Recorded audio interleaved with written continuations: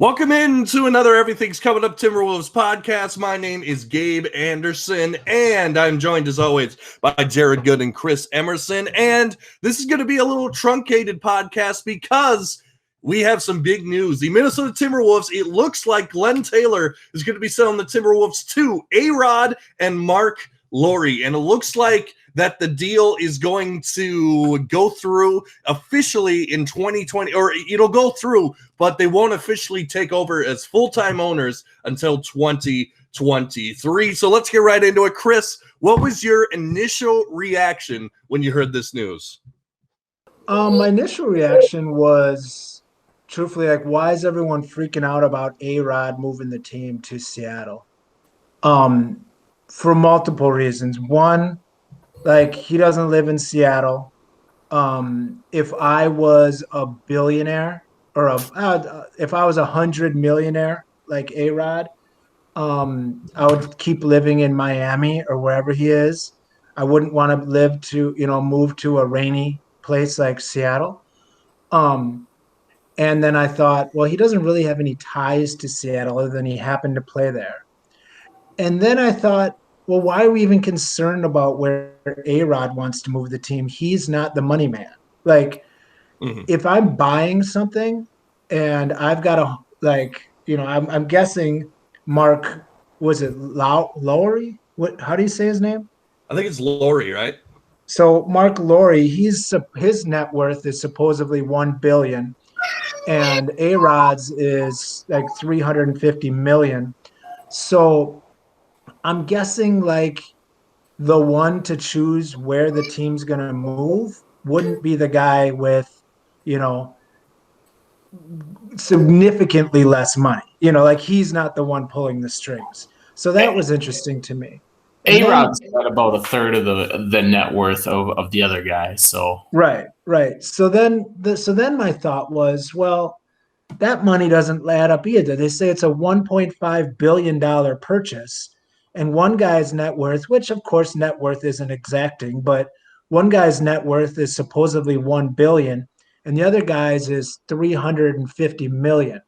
So that doesn't even add up to the sale price if you take all of their net worth, which most of the times when people are buying things, they don't put every penny they have into it. So there's got to be other guys involved. There's got to be another, I don't know, half $1 billion in there somewhere that's we don't know about. So that was my first idea, and I'll let we'll go some back and forth. But what do you think after that? Yeah. Go ahead, Jared. What was your initial reaction? My initial reaction is a horrible reaction, but I kind of have grown to expect the worst. Like, they could have sold this franchise to pretty much everyone not named Kevin Garnett, and I would have been scared, to be completely honest. Just because we know for many, many years, ever since Seattle lost their team, that was kind of my biggest scare, was the team moving to Seattle. I've actually heard a couple other cities thrown around. I'll do a shameless name drop here, in Timothy Hunt, which we all know who Timothy Hunt is. He mentioned Vegas, and that kind of scared me. And I was kind of talking to him a little bit tonight about it.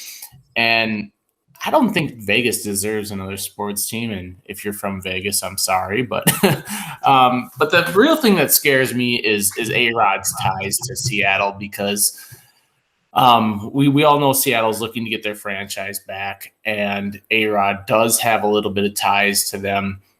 So my initial thought was kind of scared. But like Chris said, unless Lowry, or the guy with the most money in the move, wants to do that, then it ain't going to happen, And my biggest fear is, like, just kind of talking around with some other minds in our own Timberwolves group, was, like, people say, oh yeah, the Wild moved to Dallas and then they eventually came back. But I think that's different with I think that's a lot different with what we're at now, because like I always look back at it and say, look at the Atlanta Thrashers. Like they had a franchise for what, like maybe 2.5 years in the NHL, and then they were moved and never came back. They moved to Winnipeg, and that was it. So that's kind of my theory with the Timberwolves. Like, if we were to move, I don't think we're getting the franchise back. So that's my biggest scare with this whole move. But one bargaining chip that I'm going to use, and I know I sent it to you guys, is we talked about the Target Center lease. The Target Center is leased out to the Timberwolves through, I believe, what was it, like 2030 something? 2034 to 2035. Yeah, that's a big time frame, and there's going to be a big buyout if that were to happen. And I just think that's too much extra money. Like, as much as I hate ARod, and you know, being a Twins fan, everybody hates ARod if you're a Twins fan, you know, like like this is just a guy that you don't like because he played for the Yankees. And that was kind of my thought process throughout most of it. But if they stay, I'm happy. Go ahead, Chris. One of the best little memes I saw on it was, does ARod get a discount because he already owns the Twins? Exactly. Yeah. All those years of, to be fair, with the Yankees, I know they own the Twins, but they only did win one World Series with all the talent that they had. But yeah, they do own the Twins. I just want to read a quote from the Star Tribune. Towns talk, and there was actually this story from the Star Tribune how Towns one time like really wanted an ARod jersey, and his mom told him to just wear it out in the store. It's actually kind of a cool story, but Towns had this to say: just to have his, and talking about ARod, obviously, just to have his charisma and his aura, it's getting to make a lot of people gravitate towards here. The fans, to be able to have such a star like that as an owner, is going to bring in awareness to this team. So I think, yes, obviously we have the one side where, yeah, they could move. It's possible. Like, yes, they have been saying that Glenn Taylor they've been talking about in the construction of the deal that it points basically towards the Wolves staying here. But obviously things can change. Let's say the whole, maybe Anthony Edwards doesn't work out, maybe Towns doesn't work out, maybe all the stars leave. But it does look like in the framework, or at least initial talks, that it looks like they want to stay here. And Chris, you had something? Yeah, I mean, the thing about that is, I mean, I'm like the last Glenn Taylor supporter, because I look at it basically like he kept the Timberwolves here. He's went out of his way to make sure they stay here when he easily could have sold them over the last decade and they would have immediately moved away. So yeah, he might have made a bad move here or there, but that's like, you know, that's like being mad at the color of your couch, so you sell your entire house. Like, he made a couple bad moves, but he's got the house here. Like, he has the team here. And like, he's went out of his way to turn down buyers over the last decade that are looking to move the team, or even like remotely thinking about moving the team. So for him to all of a sudden jump on this is our new buyer, because supposedly he's had deals that are right around this same money. For him to be like, oh no, now I'm serious and selling it, makes me think like this team, these buyers aren't really interested in moving it.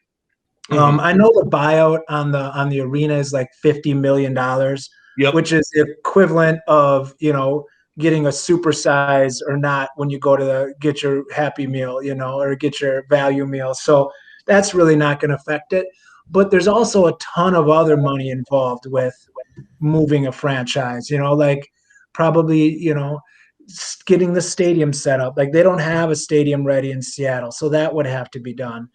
Just the logistics of moving everything probably gets to be very, very expensive on top of it. So I just don't, with Glenn's history of turning down big deals that are going to move the team, I don't think they're moving.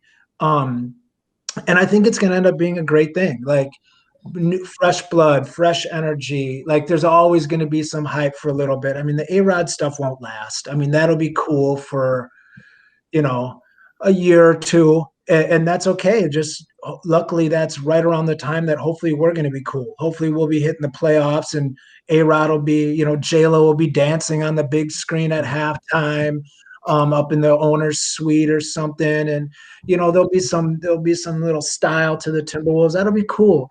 And then just like Jeter in Miami, like after a while, you're not going to hear about it and you won't care anymore. But I don't think it's a bad thing. If I had to guess, they're staying. But here's the deal: when Glenn Taylor steps away, he doesn't have a say anymore. So this whole like they're going to stay here and they're giving me a promise, like unless there's some sort of contractual thing dialed in there, which it'd be surprising. When somebody else owns them, they get to do what they want. So Glenn Taylor won't have any say after 2 years from now. Right. And like you said, even if there is like some language in the contract saying that they should stay here, it's going to be very hard to enforce it. I believe it's going to be very difficult to have that hold up in court. It would have to be very explicit. But Jared, you had something?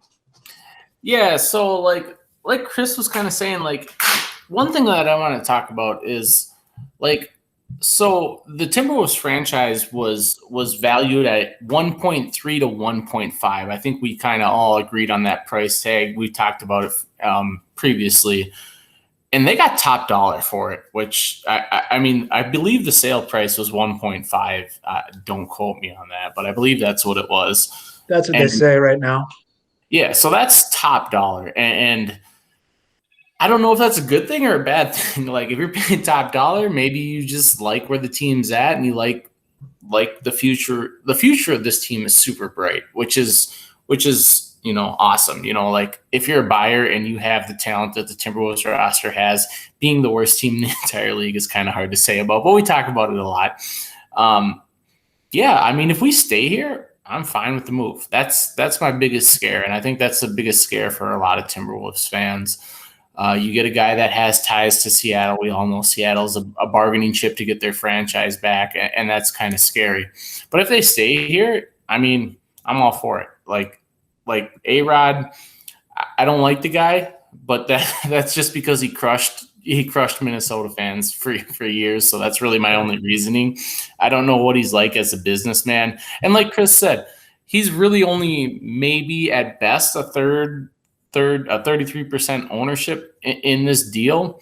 So, I mean, if he's a 33% ownership, like we talked about last podcast, Chris, I know Chris specifically said, if we want bandwagon fans and Drake is the best and Drake is the front runner, like, yeah, you want a charismatic star that people recognize in your franchise. Mm-hmm. But if the franchise leaves, then I'm out on the deal. Like that's the big deal for me, but we won't know that. I'm not a big baseball guy right now, so I can't really speak too much of it, but I heard someone recently say like ARod is everywhere on the national baseball like scene, like commentating and stuff. I don't know if that's true or not. Yeah. So I mean, that right there is pulling marketing. I mean, that's wear some Timberwolves swag on or be seen about that. All that stuff counts, man. That brings in money. That's what you need. Mm-hmm. And that's kind of what I hoped Kevin Garnett, like if Kevin Garnett ever got into ownership, I didn't want him to make any decisions or do anything, but I wouldn't have minded him just to be that, hood ornament, but I was just afraid he'd say too much. I'm not afraid of ARod speaking out of the wrong side of his mouth and saying something stupid that's going to like devalue or piss people off. I don't see him as that type of guy. Right. And okay, so let's address this right now. So what a lot of people don't like about ARod is that he lied about steroids. And so they see him as, he's just lying to us now. Well, we got to remember half the entire MLB lied about steroids. Like exactly. He wasn't just ARod, he was just the one. I mean, look at that. What was it? What was that list that came out like in 2005 or something? Balco list? Yeah, the Balco list. Yeah, I mean, like that was half the league. Like it's not like every every MLB star who took steroids, or not even star, just MLB player, is a huge liar and can't do anything else financially. And one other thing that I wanted to bring up, I was looking at the numbers here. Now, I don't know how much, so I don't know how much weight this carries, but I'm looking at the attendance numbers for 2002 and 2003. Now, obviously, the Wolves had these were the prime years of the Timberwolves. This is the prime of the Garnett era. But I'm looking at the attendance numbers. For example, 2002, Timberwolves are 14th, selling 93.9% of their tickets. Meanwhile, the Supersonics, people want to say, we miss the fans so much. They were lower at only 15,451. They were at 21% sellouts at that time. And in 2003, it's even better for the Timberwolves. Oh no, 2003 is a little bit of a downer, but then 2004, let's go to 2004 attendance numbers. I mean, the Timberwolves are 11th on the list in total attendance, selling 92.8% of their tickets. So basically what I'm saying is here, the fans are there here in Minnesota. We just need a winner. Right. I was just going to say that. Yeah, go ahead. Minnesota is the prototypical fair weather fan. Like Minnesota has numbers inside its state. Like it doesn't really seem like that, but like if you go to stuff that like Minnesotans like go to the state fair. Like everyone loves the state fair, and there are millions of peoples within a small stretch because Minnesotans love it. And same thing with the Twins. I talked about it. I don't even know if I mentioned it on this podcast, but I talked about it somewhere previously. Like if the Twins are going to win games, they're going to sell out that stadium when it's nice. Like that's just how Minnesota is. And I hate to say it because I know so many people in Minnesota are like me that have been through blood, sweat, and tears, but we also have the other 50% of our fans are like, oh yeah, we're winning, I'm going to be there, and it kind of sucks to say, but that's Minnesota to a nutshell. Right. I'm not sure how Minnesota that is or how United States that is. I bet you if we were just reading in Seattle, if you read back when Seattle had Sean Kemp and Gary Payton, I bet you they're top 5 in attendance. If you read back when, any team that's winning, they're going to have people. Any team that's losing, they're not, unless you're the Knicks or the Lakers, where they're probably consistently full. But I mean, even the Lakers have some years when they're not doing good that people aren't showing up. So, I mean, yeah, winning is what's going to change the thing. But you asked a question recently. So let's say they do move. Do you still support the Timberwolves? Let's say they move to Seattle. Are you a Timberwolves fan, or what are you doing? Go, you go first, Jared. I got to think about it. Yeah. So my answer was basically this, and it was kind of a popular answer just with a couple people in the group. But my answer was basically this: I'm going to support this team until every single player on the current roster is no longer there. I've invested a lot into the Timberwolves for many, many years. We're talking 20 plus years. And I know that Gabe's in the same boat as me because he's kind of the Minnesota guy, kind of much like me. I'm here. Like, even if they're in Seattle, which I think the earliest possibility would be 2024. I mean, we're going to they don't even have a stadium. Yeah, so we're probably talking 20 and like we talked about earlier, I think our biggest bargaining chip for anything is our lease with even though it's pennies on the dollar, but we're leased out through the Target Center up and through past 2030, Right. So I mean, they would have to build a stadium lightning fast. They would have there's a lot that has to happen for them to move. But yeah, I mean, even if it were to happen and say, I don't know, I think the earliest possibility is probably 2028. If you get some lightning builders like I'd say you get some lightning builders like Gary Gave. I know he did some construction on some of these stadiums, which he'll always that's cool, like you get some lightning builders that do some stuff. I mean, it can happen quick, and if the money's there, I mean, it'll happen. But so do you support them? Just until Jaden McDaniels is gone? Yeah, I mean, I support him until every single player is not on this roster anymore. So, like I'm talking Cats retired. I'm talking Delos in the out off the team. I'm talking Ants out of here. Like, it's going to take a lot, but I will support them for as long as our current roster is on the team. And I think that is the best way to answer it, because we've talked about them for a year when they're horrible, like it takes a lot for you to move on to some of the guys that you're invested in. For me, and before I answer this, I want to say one thing. What does the Minnesota-Minneapolis market have or not have that like a small market like Milwaukee doesn't have? Like, I mean, think about it. Like, Minneapolis is way bigger than something like Milwaukee or the market in Indiana or in Indianapolis. Like, it's not a bad market in my opinion. But I support? Yeah, go ahead. We just have to answer that question. We have a lot more mouths to feed. Like, we've got the Twins, we've got the Wild, we've got other professional programs, big D1 universities. So we've got things pulling away that like Milwaukee doesn't quite as much, or Indiana, but still. I mean, I know what you're saying. We're a huge place. Like, yeah, I'm really not worried about charismatic figures, which is exactly what Alex Rodriguez, even though he's going to be a minority owner, is. He's a charismatic figure. Like, we don't have celebrities in the stands. Very rarely do we have that happen. We are a blue collar state. And if we start winning, the blue collar and the blue chip fans are going to be there. And all three of us expect us to win next season. So win and don't worry about it. That's the most simple answer. Win and you ain't got to worry.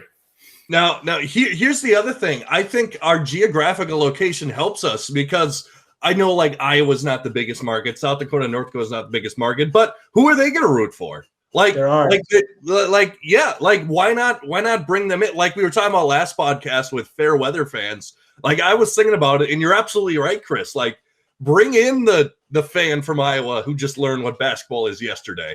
Montana, Wyoming, North Dakota, South Dakota. Like, I saw a thing where they were talking about your favorite football teams, and the Vikings were, I mean, one of the hugest landmass fan bases, because we had all the way to like Montana.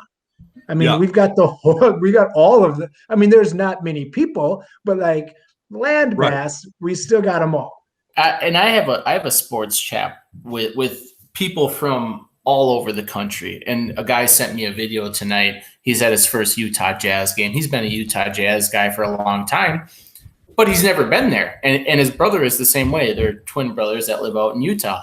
And they, they're winning, and the stadium is back open, and they're ready to be there because that's the team that they followed. And some of that stuff, like, it's so cliche to think about for guys like us who have been like, this is our team and this is our state and this is this and that. But like, there's also the same people that aren't going to be there if the team isn't good.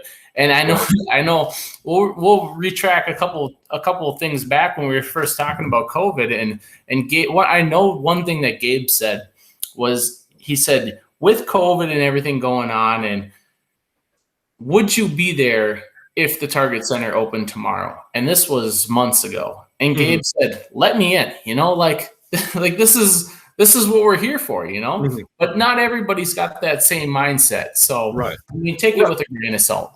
Right. Absolutely. And I want to give a challenge out to Minnesota fans. If you want the team to stay here, like, go to the games, buy the merch, like, do the work to absolutely, like, give them an incentive to stay here. Like, you think ARod's going to come? Now, obviously, I'm talking, if you're worried about the pandemic, you don't have the shot yet, like, by all means, don't go to Target Center. Like, don't risk your personal health. But I'm talking once this whole thing's over, hopefully. I mean, the new strand is worrisome. But once this whole thing's over and everything's open up again, if it ever happens, go to the Target Center. Buy tickets. Even if you're not the biggest fan, you're a casual fan, like, hey, give them a shot. And you want to see a team grow here and see Anthony Edwards. You see Towns in his prime. You see D'Angelo Russell in his prime. You can see Anthony Edwards grow into something McDaniels may be the pick that we get. Who knows? Could be Cunningham, could be Mobley. I know that Chris would love it to be Mobley. But if you want to see something grow here, go to the games. Maybe buy a hat or something that you wouldn't buy before. Like, show ARod that we're here. Yeah, absolutely. Absolutely. So I'll say this. This will be kind of my last take, but like, you know, I was at the Target Center probably 5 or 6 times in that year that we were winning. And I don't think I've been back since. And that has nothing to a lot of that has to do with pandemic and, you know, like just stuff going on. But like, there are people that like recognize me, like even just average people. I've had Gary Gave reach out to me and say, hey, do you want to go tonight? But like, I'm a busy guy. Like, you know, like stuff comes up in life. And I've had certain people that were other times where I've taken them up on their offer and they say, you know, I'll give you tickets, just go and enjoy because I know you love the team. And fans are going to be there when we're winning, and the tickets are going to be that much harder to come by. And that's any sports team in Minnesota. Like the Wild right now, I know neither one of you are Wild fans, and I can't really say that I am either, but like those 3,000 tickets are probably pretty hard to come by right now, you know? Mm-hmm. So, I mean, win, don't worry. You know, that's my biggest takeaway. And I'll write a novel with my hands in front of this camera saying that win and don't worry about anything. Absolutely. So I'm finally going to answer your question now. I think that I would support the Timberwolves even if they left, at least for a while. I would support them just for lack of a different team. And like you said, if some of the players are still there, like if Towns, I would support Towns till the end. But I think I would support them. But it would be tough. You would also, I mean, I'm not going to lie. The Seattle Supersonics logo is kind of cool. So awesome. Yeah, you know, it's kind of cool. But obviously, I'd rather have this one. But if it came down to it, I think I would support him. What about you, Chris? You asked the question, so what would you do?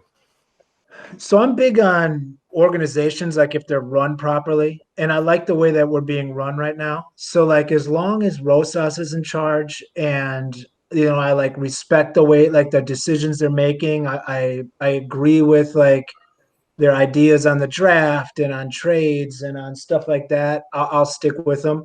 If they start making, but truthfully, this happened when Tibbs came through. I really hated that move from the beginning, and I hated his draft, and I hated almost everything he did once he got here. So I kept an eye on the Timberwolves, but I stopped being.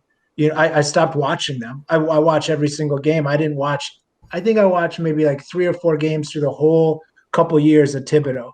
And I started watching 76ers and Nuggets because those were the 2 teams who I liked what their organization was doing. So it would, to me, it would strictly be based on the organization.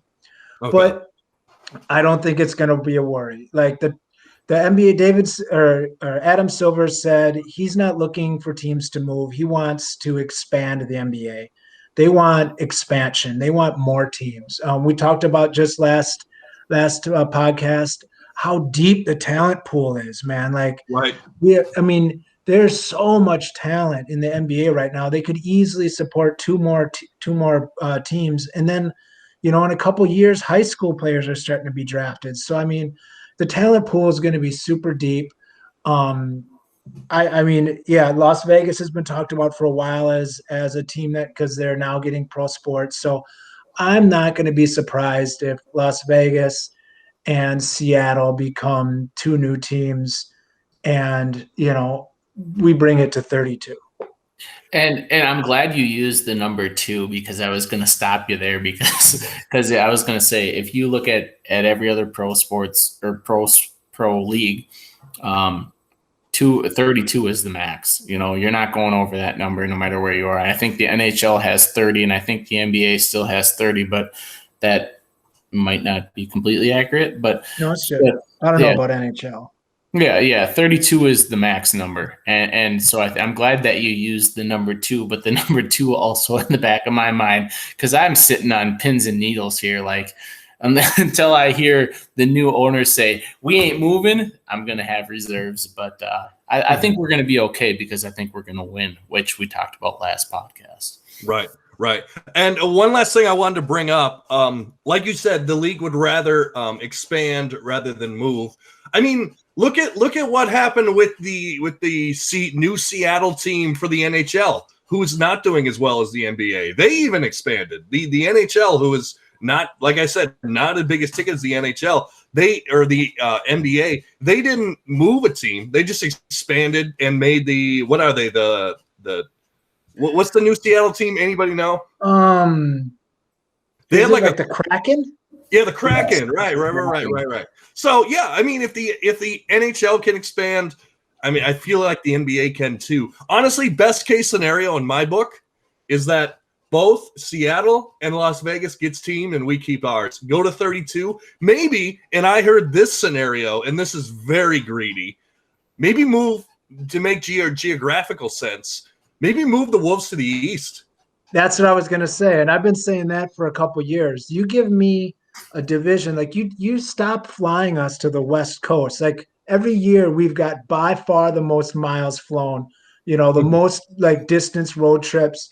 We've got the worst schedule for travel. You give us Chicago, Milwaukee, Cleveland, and Indiana. You make that our group, dude, that would be amazing. And I mean, how many cool road trips to Milwaukee or to Chicago to see the Wolves battle? I mean, that would be perfect. Also, go ahead, Jared. I'm just going to say this one last time, but like when we're winning, you're going to get teams from other states. Like you're going to get the travel and the tickets are going to fly through the roof. Like that's just how Minnesota is. And I can attest to it because like as much as a diehard Minnesota sports fan that I am, it's also hard for me to go watch a 14-40 team. But I mean, if I get the chance to go, I mean, I'm going to be there. But at the same point in time, that's what sells tickets. Winning sells tickets, and we expect to win next year. And we're going to be in the playoffs, and I'm going to put my mark on this exact episode. We are going to be in the playoffs, which we all agree on. But we're going to be a 5 seed in the playoffs, and we're going to sell a shit ton of tickets. Woo, 5 seed. Wow, that's optimistic. I hope you're right. And just with the East move, and we got to wrap this up soon, but with the East move, just some of the rivalries you can build, like Minnesota, Milwaukee, kind of do that thing they have with the Packers, and then you get Minnesota, Chicago, that thing that the Vikings had with the Bears, and forget about Detroit. Detroit, like there's so many teams right in that range. Right in your backyard, Yeah, absolutely. And also think of it this way. Like, let's say you live on the tip of Iowa, right between Illinois and Iowa. I mean, maybe it's too far to go to a Wolves game, but maybe they're playing the Bulls. Maybe you go over to the Bulls and see them a couple nights. I don't know.